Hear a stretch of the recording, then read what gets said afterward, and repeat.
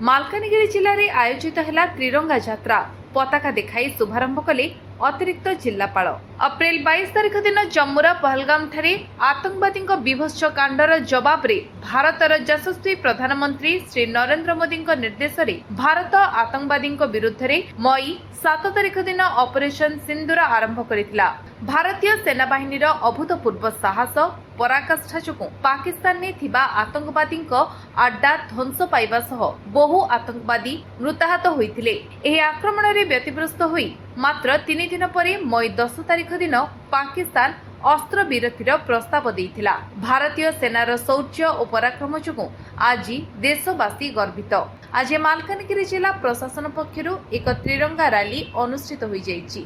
अतिरिक्त जिलापाल साधारण सोमनाथ प्रधान एही रैली को पताका देखाई शुभारंभ करथिले।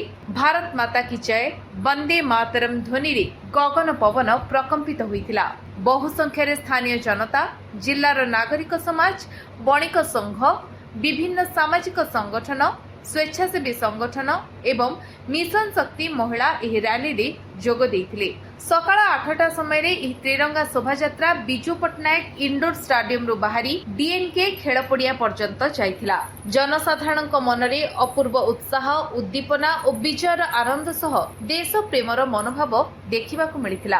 अतिरिक्त जिलापाल एही अवसर रे कहिथिले जे मातृजाति प्रति रहितिबा गभीर संवेदना तथा देशर कन्यार सिंदूरर सुरक्षा माध्यम रे समग्र देशवासी सुरक्षा, देशर एकता एवं सार्वभौमत्व प्रति रहितिबा प्रतिबद्धतार परिणाम ऑपरेशन सिंदूर।